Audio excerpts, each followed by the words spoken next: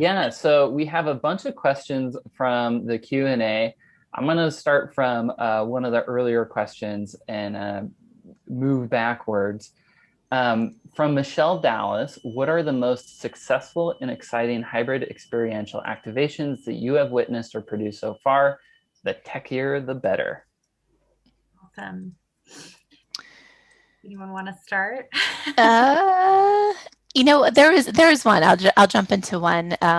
There was an event we were doing. The keynote was this uh, was a thought-provoking MIT designer architect, Neri Oxman. This was a couple years ago. It was PCMA's community leaders. It was the opening keynote. She's an architect designer that brings digital and biology, and she designs and she leads their lab there. And so we were live streaming the session. We had 4,000 people in the ballroom watching the session. We had over 1,000 people online. And online, there was a text chat going, and half the people were like, this is mind blowing, and we love this. And and she was talking about going across boundaries, really, and designing differently and thinking differently and bringing in different things. And half the audience was like, I don't get this. What does this have to do with events? What does this have to do? And this really heated debate started online. So while the online audience was in the ballroom, and when the room opened up, you could hear all the conversations. You had the audience members that started debating on behalf of her. And so we told her as she walked out, we actually had a studio.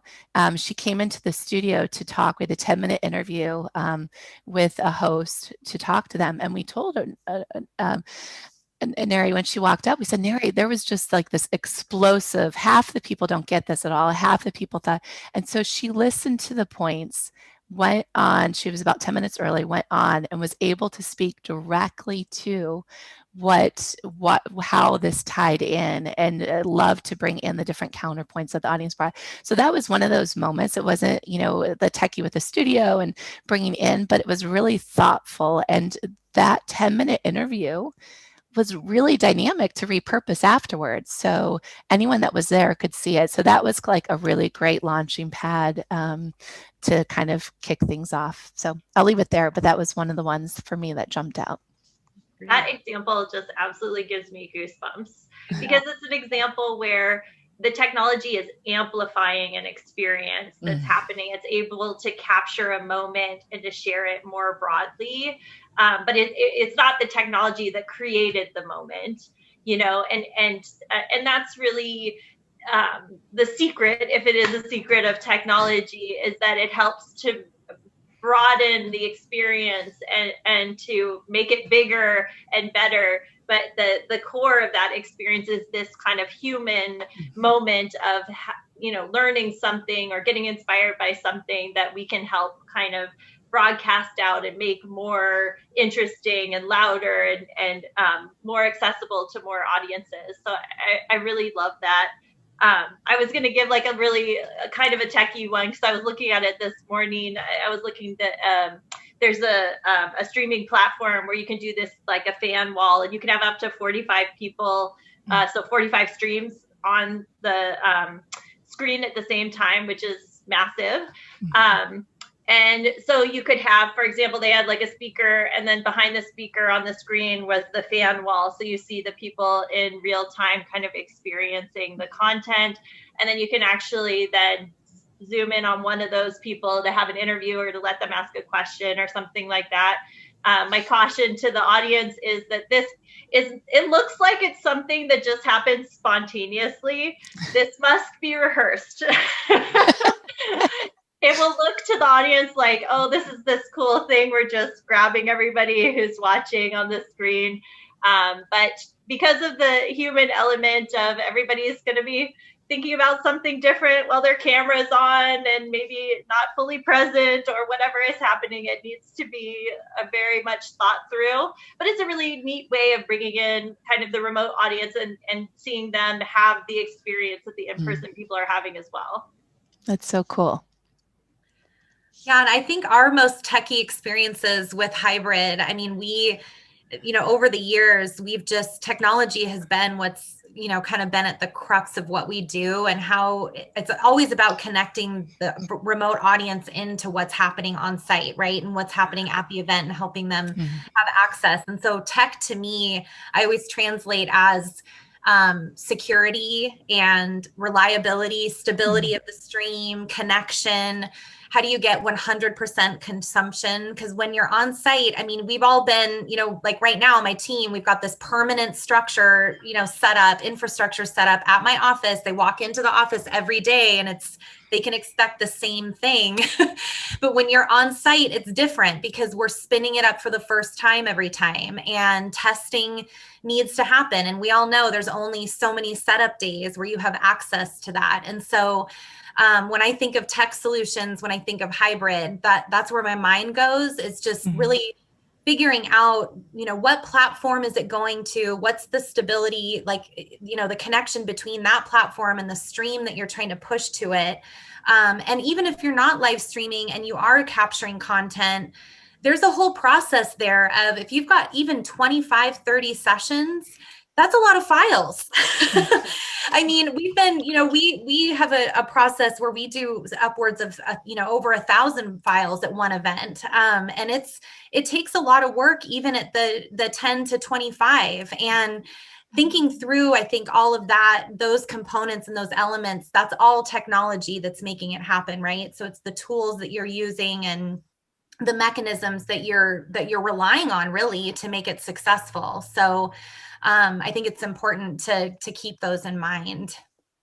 But I nerd out on the tech stuff. I love all of that. I just think it's like you're able to do important. It is so important. It really is. You should really start a business for that, Hilary. Yeah.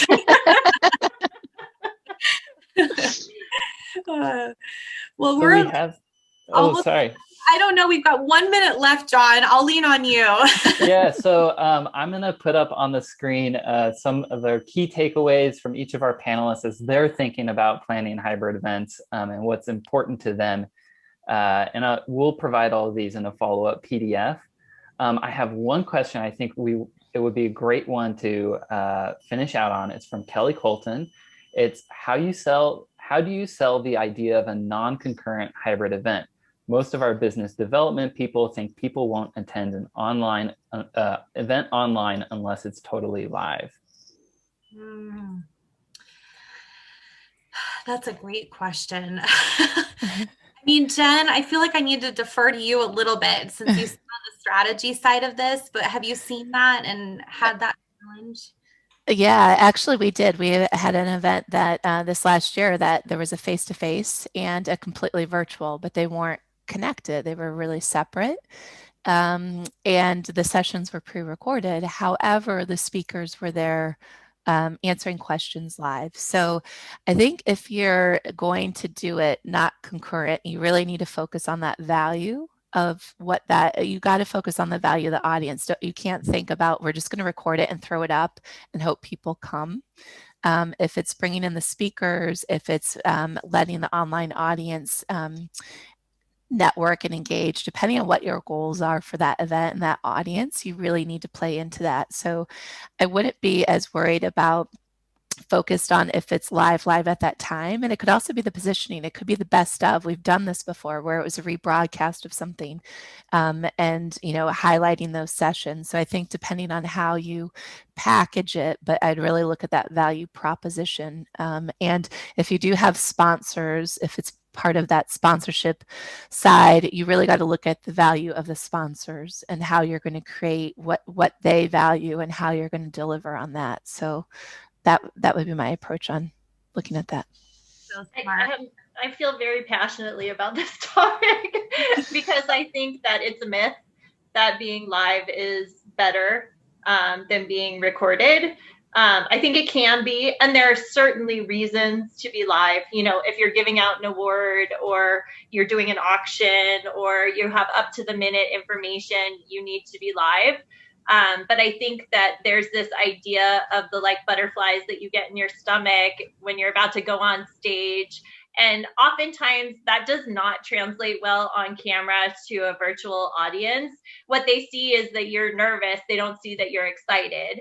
And, you know, if you're a real pro in front of the camera, then that's great to go live. But I feel oftentimes speakers benefit immensely in their presentation from being able to be pre-recorded and to be able to introduce multiple media elements to keep the presentation moving at a fast pace and interesting and engaging. You can get a lot more content into 30 minutes of a produced piece than you can of 30 minutes of a live presentation. And so this is something that's so near and dear to my heart. Like, I would say, I understand why people feel like live is more exciting, but I will say from the end user experience perspective, it's not always better. And oftentimes I think pre-produced is a lot better. That's a good point, Laurel. Awesome. Well, with that, I think we will end our session today. Thank you, everyone that joined us today.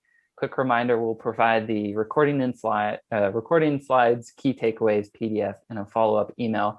I saw some things in the chat about whether we'll provide that. Normally we don't, because it's basically people just saying where they're from and hi. But I think we can share it out afterwards, because there were some incredible insights. So thank you, everyone, for joining us today. And thank you to our incredible panelists. Hope everyone has a wonderful rest of the day. Everyone, appreciate your time. Bye.